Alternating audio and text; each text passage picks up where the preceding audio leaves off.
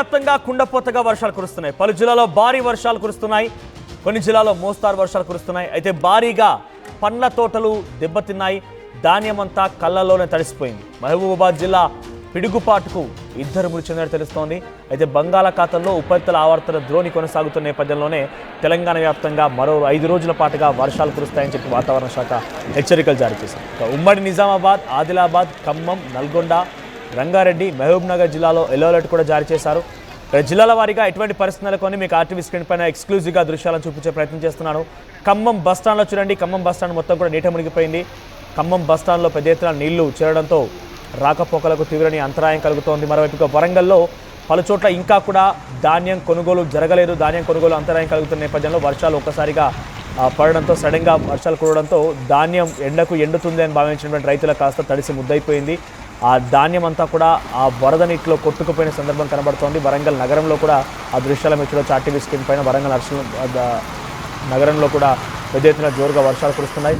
మరోవైపుగా ఆదిలాబాద్ ప్రాంతంలో కూడా ఆ వర్షంలోనే వడ్లు పూర్తిగా కూడా తడిసిపోతున్నాయి. ధాన్యం అంతా కూడా తడిసి ముద్దవుతోంది. కనీసం పరదాలు కప్పేటువంటి పరిస్థితి లేదు. అటువంటి సినారీ నెలకొంది. మరి ముఖ్యంగా కొనుగోలు ఆలస్యం కావడంతో ఈ రకమైనటువంటి ఇక్కట్లు ఎదుర్కొంటున్నామని చెప్పి రైతన్నలు చెప్తున్నారు. ఇక మహబూబ్నగర్ జిల్లాలో కూడా గాలిబాన బీభత్సం సృష్టించింది. సుమారుగా 40 నుంచి 50 కిలోమీటర్ల వేగంతో గాలులు వీస్తూ పెద్ద ఎత్తున భారీ వర్షం కురిసింది మహబూబ్నగర్లో కూడా. ఇక మహబూబాబాద్ ప్రాంతంలో ఈ యొక్క వర్షంలో వచ్చినటువంటి ఆ పిడుగుపాటికి సుమారుగా 2 మరణించినట్టు తెలుస్తోంది. కరీంనగర్ ప్రాంతంలో చూడండి. కరీంనగర్లోని బహుశా వేములవాడ రాజరాజేశ్వర స్వామి ఆలయం ఆ వీధులై ఉంటాయి. ఎగ్జాక్ట్గా అవే కరీంనగర్లో ఉన్నటువంటి ఆ వీధుల్లో పెద్ద ఎత్తున వర్షం కొట్టింది. సో వర్షం దంచి కొట్టడంతో కరీంనగర్లోని వీధులన్నీ కూడా ఒక్కసారిగా జలమయమయ్యాయి. మరి ముఖ్యంగా చేతికి వచ్చిన పంట కాస్త కన్నీరే మిగిల్చింది. ఇక మామిడి తోటలు, పండ్ల తోటలన్నీ కూడా ఒక్కసారిగా ఈ వర్ష తాటికి పెద్ద ఎత్తున పండ్లన్నీ రాలిపోయాయి. వారికి కూడా తీవ్ర నష్టం కలిగినట్టుగా తెలుస్తోంది. సో వర్షపాతం ఇంకా సుమారుగా 4-5 రోజుల పాటు కొనసాగే అవకాశం కనబడుతోంది. ఇక నల్గొండ ప్రాంతంలో కూడా సిచ్యువేషన్ నెలకొంది. నల్గొండలో కూడా పెద్ద ఎత్తున గాలివాన బీభత్సం సృష్టించింది. 40 నుంచి 50 కిలోమీటర్లతో గాలులు వీస్తూ బీభత్సం సృష్టించారు. ఇక మహబూబాద్ ప్రాంతంలో పిడుగుపాటికి 2 మరణించారు. ఒకసారి ఆ దృశ్యాలను చూద్దాం.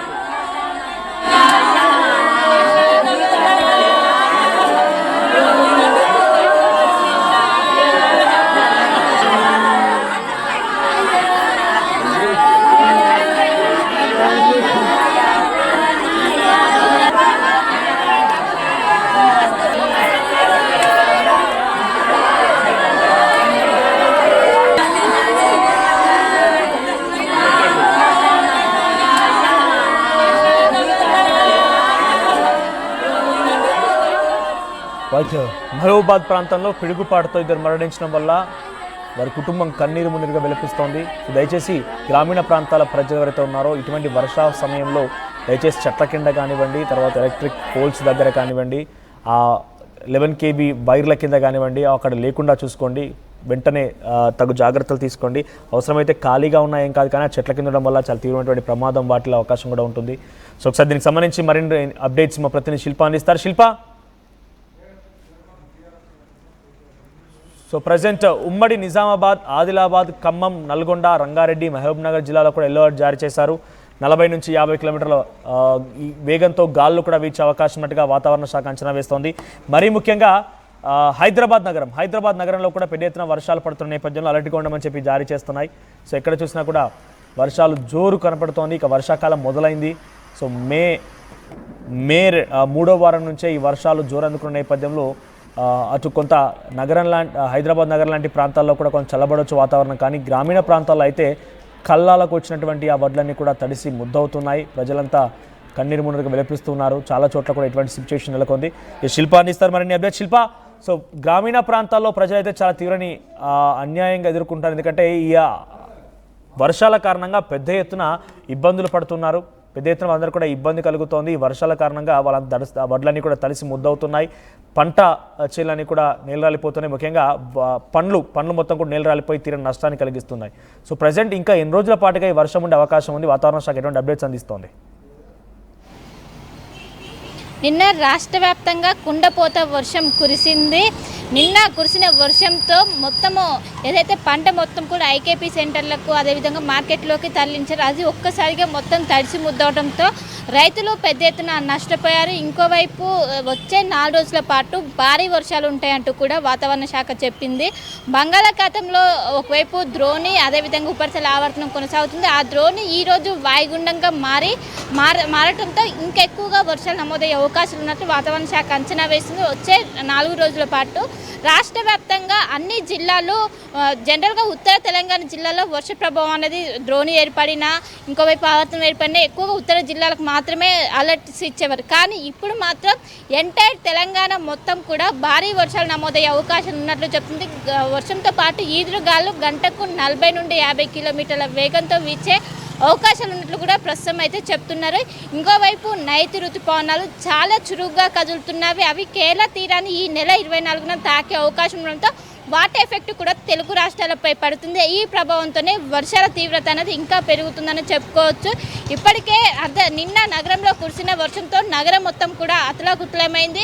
ఎక్కడికక్కడ భారీ వర్షం నమోదవడంతో విద్యుత్తుకి అంతరాయం ఏర్పడింది. కొన్ని చోట్ల చెట్లు నేల రాలాయి. మొత్తం ఈ ఎఫెక్ట్ అనే వర్ష ఎఫెక్ట్ అనేది స్పష్టంగా ఇటు నగరంలో చూసుకున్నా అటు జిల్లాలో చూసుకున్నా కూడా స్పష్టంగా కనిపిస్తుంది. ఇంకా 4 రోజుల పాటు భారీ వర్షాలు ఉంటాయంటూ కూడా వాతావరణ శాఖ అంచనా వేసింది.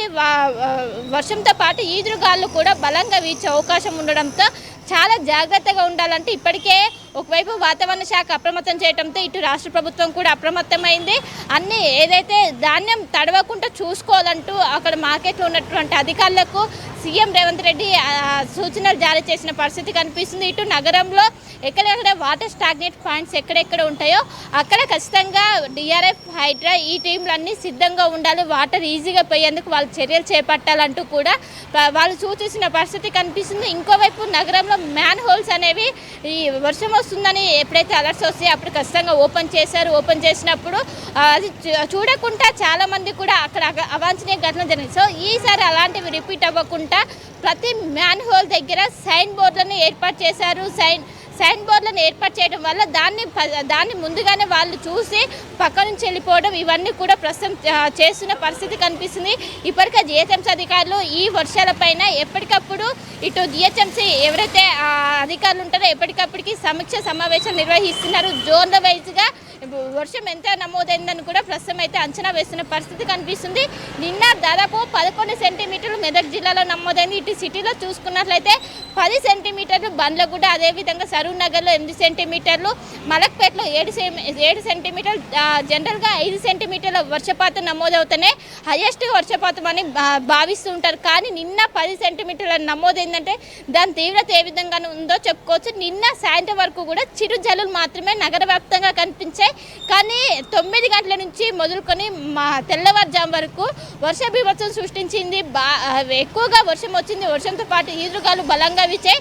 దాదాపు ఎక్కడికక్కడ వాటర్ మొత్తం నిలిచిపోయాయి. అక్కడ నైట్ షిఫ్ట్స్ ఎవరైతే చేశారో వాళ్ళు నిన్న తీవ్ర ఇబ్బందులు పడ్డ పరిస్థితి అయితే కనిపిస్తుంది. ఇదే విధంగా వెదర్ కనుక కంటిన్యూ అయ్యి ఇదే విధంగా భారీ వర్షాలు ఉంటే గతంలో ఐటీ ఎంప్లాయీస్కి ఏ విధంగా ఇట్లా షిఫ్ట్లను చేంజ్ చేశారో వాళ్ళందరినీ ఒకేసారి లాగౌట్ చేయకుండా దశల వారీగా అయితే లాగౌట్ చేసేందుకు గతంలో వెసులుబాటు కల్పించారు. అదే వెసులుబాటు కూడా ఇప్పుడు కల్పించే అవకాశాలు కనిపిస్తున్నాయి. ఎందుకంటే వాళ్ళందరూ ఒకటేసారి లాగౌట్ అయ్యి బయటికి రావడం వల్ల విపరీతమైన ట్రాఫిక్ జామ్ ఏర్పడుతుంది. ఐటీ కారిడార్ మొత్తం కూడా ట్రాఫిక్లో చిక్కుపోతుంది. సో అలాంటివి కాకుండా వాళ్ళని దశల వారీగా వాళ్ళని లాగౌట్ చేసేందుకు ఏర్పాటు చేసినట్లు కూడా ప్రస్తుతం అయితే సమాచారం అందుతుంది. మొత్తం మీద వచ్చే 4 రోజుల పాటు ఇటు రాష్ట్ర ఎంటైర్ తెలంగాణ వ్యాప్తంగా భారీ వర్షాలు పడడానికి ఛాన్సెస్ ఉన్నాయంటే అధిక మొత్తంలో పడేందుకు అవకాశం ఉన్నాయి. ఈరోజు కూడా దాదాపు 10 సెంటీమీటర్ల పైగానే వర్షాలు నమోదయ్యే అవకాశం ఉన్నట్లు వాతావరణ శాఖ అధికారులు చెప్తున్నారు. ఎక్కువగా సూర్యాపేట, ఖమ్మం ఈ జిల్లాలకి ఈ వర్ష ప్రభావం అనేది ఎక్కువగా ఉంటుంది. అన్ని జిల్లాలకు ఉన్నప్పటికీ ఈ జిల్లాలకు మాత్రం ఇంకెక్కువగా ఉండి ఏదైతే ఈదురుగాల ఎఫెక్ట్ కూడా బాగా ఉంటుందని కూడా ఇప్పటికే వాతావరణ శాఖ అధికారులు చెప్తున్నారు. అత్యవసరం ఉంటే బయటికి రావాలి, లేకుంటే రావద్దు, ఇంట్లోనే ఉండాలంటూ వాళ్ళు సూచిస్తున్నారు. ఇంకోవైపు లోతట్టు ప్రాంత ప్రజలు ఎవరైతే ఉంటారో వాళ్ళని ఎప్పటికప్పటికి అప్రమత్తం చేస్తున్నారు. వీలైతే సురక్షిత ప్రాంతాలకు వెళ్ళాలంటూ కూడా వాళ్ళకు సూచిస్తున్నారు. సో మొత్తం మీద వచ్చే 4 రోజుల పాటు తెలంగాణకి ఎంతో కీలకమని చెప్పుకోవచ్చు మనోజ్. జిల్లాలో వర్షపాతం ఏ రకంగా ఉండే అవకాశం ఉంది? హైదరాబాద్ నగరం అయితే ఇప్పటికే తడిసి ముద్దవుతోంది. పెద్ద ఎత్తున స్టాగ్నెంట్ వాటర్ మీరు చెప్తున్నట్టుగా రక్షణ చర్యలు చేపట్టేందుకు కూడా హైడ్రా డిఆర్ఎఫ్ సిబ్బంది సిద్ధంగా ఉన్నారు. జిల్లా వ్యాప్తంగా కూడా పంటలు నాశనం అవుతున్నాయి. పంట చేనులు మొత్తం కూడా ఇబ్బంది అవుతోంది. ధాన్యం తడిసి ముద్దవుతోంది. అటు పండ్ల తోటలు మొత్తం కూడా నీళ్ళు రాలిపోతున్నాయని చెప్తున్న నేపథ్యంలో అక్కడ ఎటువంటి అలర్ట్ జారీ చేశారు? అధికారులు ఎటువంటి చర్యలు తీసుకుంటున్నారు మరి? రైట్, ఇప్పటికే వాతావరణ శాఖ అధికారులు ఒక అలర్ట్స్ జారీ చేశారు, ముఖ్యంగా ఇటు జిల్లా యంత్రాంగానికి. ఎందుకంటే ఇప్పటికే పంటలన్నీ చేతికొచ్చిన పంటను ఇటు మార్కెట్లోకి తరలించారు. సో మార్కెట్లోకి తరలించిన సందర్భాల్లో ఒక్కసారిగా భారీ వర్షం కురవడంతో మొత్తం కూడా తడిసి ముద్దైంది. వాటిపైన ఈసారి తడవకుండా చర్యలు తీసుకోవాలంటే వాళ్ళు అలర్ట్ చేసిన పరిస్థితి కనిపిస్తుంది. గతంలో మనం చూసుకున్నట్లయితే తడిసిన ధాన్యం సైతం వాళ్ళు కొనుగోలు చేశారు. ఇప్పుడు కూడా అలాంటివి ఏమైనా చేశారా అని రాష్ట్ర ప్రభుత్వం నుంచి ప్రకటన కోసం రైతన్నలు వేచి చూస్తున్న పరిస్థితి అయితే కనిపిస్తుంది. రానున్న 4 రోజుల పాటు భారీ వర్షాలు ఉంటాయి. ఎవరైతే ఇప్పటికే మార్కెట్లోకి తరలించారో వాళ్ళ కోసం ప్రత్యేకమైన చర్యలు కూడా తీసుకున్నట్లు మొత్తం కప్పేటట్టు ఏవైతే తడవకుండా చర్యలు తీసుకున్నట్లయితే ప్రస్తుతం అయితే సమాచారం అందుతుంది.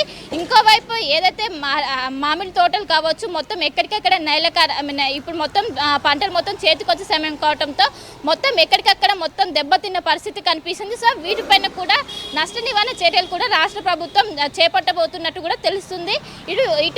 ఇటు నగరానికి వస్తే నగరం మొత్తం కూడా చిన్న వర్షం వస్తేనే నగరం మొత్తం బీభత్సం సృష్టిస్తుంది. అలాంటిది నిన్న భారీ వర్షం నమోదైంది. అదేవిధంగా ఇదే భారీ వర్షం వచ్చే 4 రోజుల పాటు ఉండడంతో ఇటు మాన్సూన్ టీమ్స్ కావచ్చు, హైడ్రా టీమ్స్ కావచ్చు, అదేవిధంగా జిహెచ్ఎంసీ అధికారులు మొత్తం ఎంటైర్ టీమ్స్ అన్ని కూడా అలర్ట్ అయి ఉన్నాయి. ఏ క్షణమైనా వర్షం వచ్చినా వెంటనే దాన్ని ఎదుర్కొనేందుకు సిద్ధంగా ఉన్నట్లు కూడా ఇప్పటికే తెలుస్తుంది. జోనల్ కమిషనర్లు కూడా ఎప్పటికప్పుడు అక్కడ ఉన్నటువంటి జిహెచ్ఎంసీ అధికారులు ఎప్పటికప్పుడు వాళ్ళు వీడియో కాన్ఫరెన్స్ నిర్వహించి వాళ్ళకి ఎప్పటికప్పుడు అలర్ట్ చేసిన పరిస్థితి కనిపిస్తుంది.